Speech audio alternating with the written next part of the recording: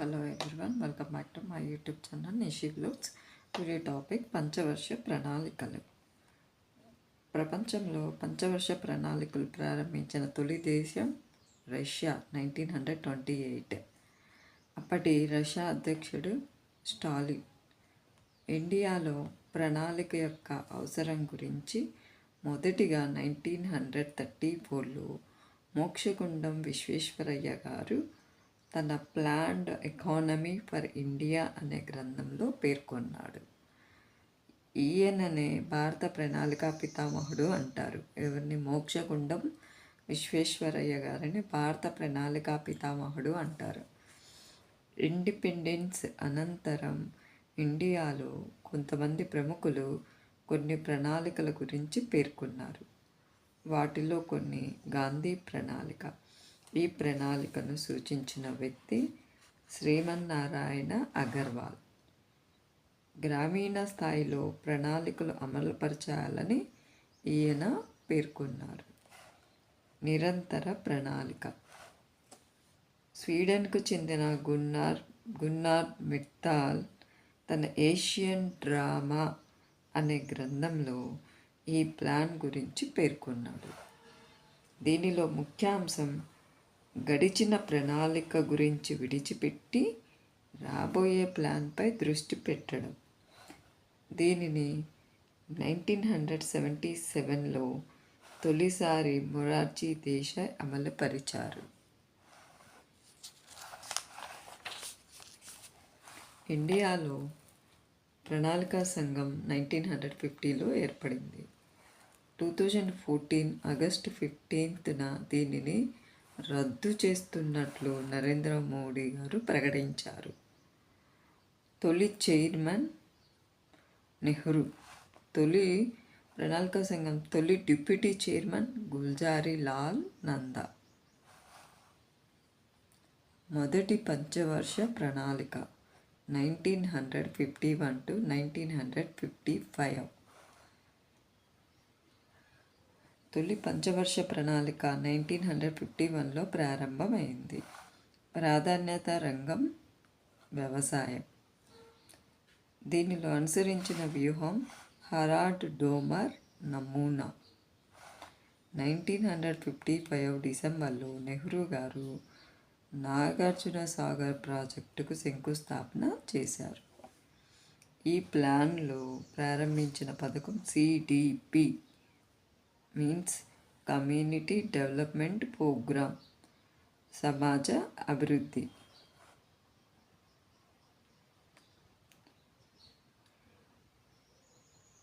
1953లో సమాజ విస్తరణ పథకాన్ని ప్రారంభించారు.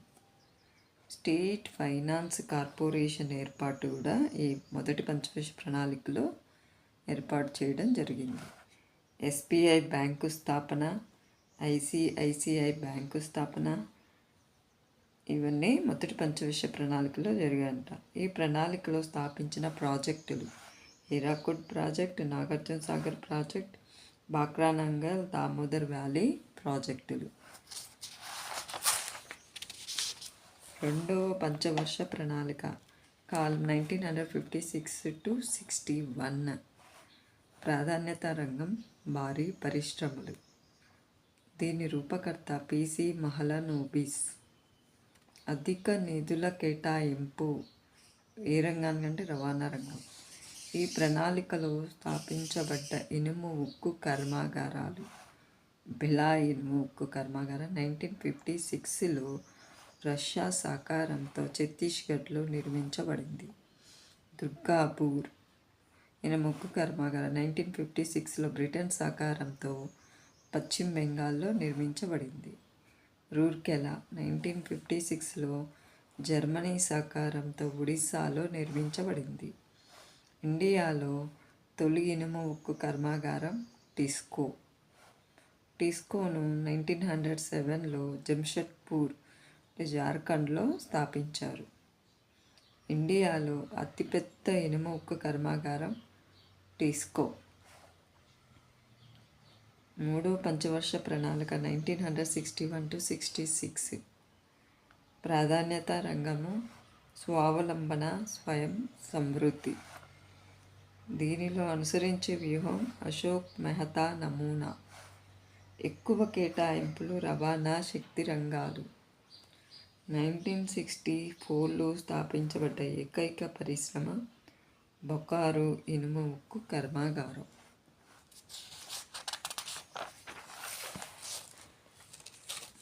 బొకారో ఇనుము ఉక్కు కర్మాగారం జార్ఖండ్లో రష్యా సహకారంతో స్థాపించడం జరిగిందంట. ఇది ప్రస్తుతం ఇండియాలో ప్రభుత్వ రంగంలోని అతిపెద్ద ఇనుము ఉక్కు కర్మాగారం.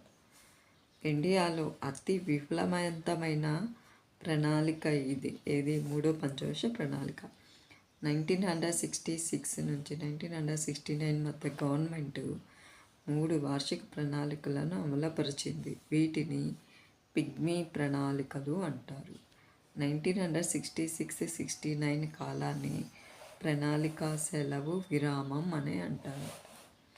4వ పంచవర్ష ప్రణాళిక 1969-74.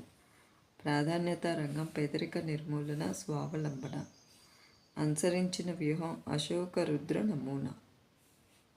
దీనిలో ఇందిరాగాంధీ ఇచ్చిన ఈ ప్రణాళిక కాలంలో ఇందిరాగాంధీ ఇచ్చిన నినాదం గరీబీ హఠావో, పేదరిక నిర్మూలన.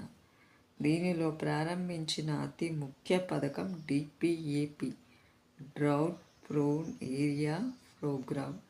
డిపిఏపి అనగా కరువు ప్రాంతాల అభివృద్ధి. 5వ పంచవర్ష ప్రణాళిక 1974-78.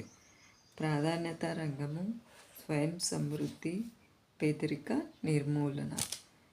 ఈ ప్రణాళిక రూపకర్త డిపి ధర్. దీనిని పేదరికపు ప్రణాళిక అంటారు. 5వ పంచవర్ష ప్రణాళికను పేదరికపు ప్రణాళిక అంటారు. దీనిలో ప్రారంభించిన పథకం ఎంఎన్పి, మినిమం నీడ్స్ ప్రోగ్రామ్ లేదా కనీస అవసరాల కార్యక్రమం. దీనిని 1 సంవత్సరం ముందుగానే మొరార్జీ దేశాయ్ ప్రభుత్వం రద్దు చేసి గుర్నార్ మిట్టాల్ సృష్టించిన నిరంతర ప్రణాళికలను ప్రారంభించింది. నిరంతర ప్రణాళిక కాలం 1978-80. జిల్లా ప్రణాళిక అభివృద్ధి మండలి చైర్మన్, జిల్లా పరిషత్ చైర్మన్. 6వ పంచవర్ష ప్రణాళిక 1980-85. ప్రాధాన్యత రంగం పేదరిక నిర్మూలన, స్వయం సమృద్ధి, ఉపాధి కల్పన. వ్యూహం పిసి మహలనోబిస్. ఈ కాలంలో ప్రారంభించబడిన పథకం ఐఆర్డిపి అనగా ఇంటిగ్రేటెడ్ రూరల్ డెవలప్మెంట్ ప్రోగ్రామ్ లేదా భారత సమీకృత పథకం. 7వ పంచవర్ష ప్రణాళిక 1985-90. ప్రాధాన్యత రంగం ఆహార ఉత్పత్తి, ఉపాధి కల్పన, ఉత్పాదకత. ఈ కాలంలో ప్రారంభించబడినటువంటి పథకం జేఆర్వై అనగా జవహర్ రోజ్గార్ యోజన. 1990-92 మధ్య ప్రణాళిక సెలవులు ప్రకటించారు. ఇండియాలో 1991 నుంచి 92 ఆర్థిక సంవత్సరంలో ఆర్థిక మంత్రి మన్మోహన్ సింగ్ నేతృత్వంలో పివి నరసింహారావు ప్రధానిగా ఆర్థిక సంస్కరణలు ప్రవేశపెట్టబడ్డాయి. ఈ సంస్కరణలు 1995 నుండి అమలులోనికి వచ్చాయి. ఆంధ్రప్రదేశ్లో 1996లో అమలులోనికి వచ్చాయి. 8వ పంచవర్ష ప్రణాళిక 1992-97. ప్రాధాన్యత రంగం మానవ వనరుల అభివృద్ధి, గ్రామీణ అభివృద్ధి. ఈ ప్రణాళిక నుంచి పిసి మహలనోబిస్ వ్యూహాన్ని విడిచిపెట్టి సూచనాత్మక ప్రణాళికలను అమలుపరుస్తున్నారు. అత్యధిక కేటాయింపులు, రవాణా మరియు ఇంధనం. ప్రాధాన్యత అంశం మానవ వనరుల అభివృద్ధి. ఇది ఇండియాలో అతి విజయవంతమైన ప్రణాళిక. ఏ ప్రణాళిక అంటే 8వ పంచవర్ష ప్రణాళిక అతి విజయవంతమైన ప్రణాళిక అంట. ముఖ్యమైన పథకం పిఎంఆర్వై, ప్రధానమంత్రి రోజ్గార్ యోజన. 9వ పంచవర్ష ప్రణాళిక 1997-2002. ప్రాధాన్యతాంశం సాంఘిక న్యాయంతో కూడిన అభివృద్ధి. ముఖ్యమైన పథకం SGSY స్వర్వ జయంతి గ్రామీణ స్వరాజ్గార్ యోజన. 10వ పంచవర్ష ప్రణాళిక 2002 to 2007. ప్రాధాన్యత అధిక వృద్ధి, ఆర్థిక స్వావలంబన, పేదరిక నిర్మూలన, వ్యవసాయ అభివృద్ధి. MGNREGS అనగా Mahatma Gandhi national rural employment guarantee scheme. ఈ 10వ ప్రణాళిక కాలంలో ప్రారంభించిన ముఖ్య పథకం ఇది. ఏ పథకం? MGNREGS అనే పథకం ఈ ప్రణాళిక కాలంలో మొదలుపెట్టారు. ఇది 2006 ఫిబ్రవరి 6న అనంతపురం జిల్లా బండ్లపల్లి అనే గ్రామంలో ప్రారంభమైంది. ప్రస్తుతం 619 జిల్లాలలో అమలవుతుంది. ఈ పథకం ద్వారా గ్రామీణ ప్రాంతాలలో BPL అనగా బిలో పావర్టీ లైన్లో ప్రతి కుటుంబంలో కనీసం ఒకరికి ఒక సంవత్సరానికి 100 రోజులు పని కల్పించాలి. తెల్ల కార్డుకు గ్రామీణ ప్రాంతాల్లో సంవత్సరిక ఆదాయం 60,000 రూపాయల లోపు ఉండాలి. పట్టణ ప్రాంతాలలో 75,000 రూపాయల లోపు ఉండాలి. మొదట్లో రోజువారీ కూలీ ఈ పథకం క్రింద 100 రూపాయలు ఉండేది. 2014లో రోజువారీ కూలీ పథకం క్రింద 169 రూపీస్ ఇస్తున్నారు.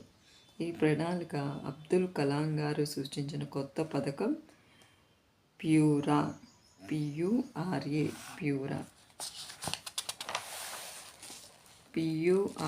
ప్యూరా అనగా providing urban amenities in rural areas. 11వ పంచవర్ష ప్రణాళిక 2007 to 2012. ప్రాధాన్యత అంశం సత్వర ప్రగతి, సమ్మిళిత అభివృద్ధి.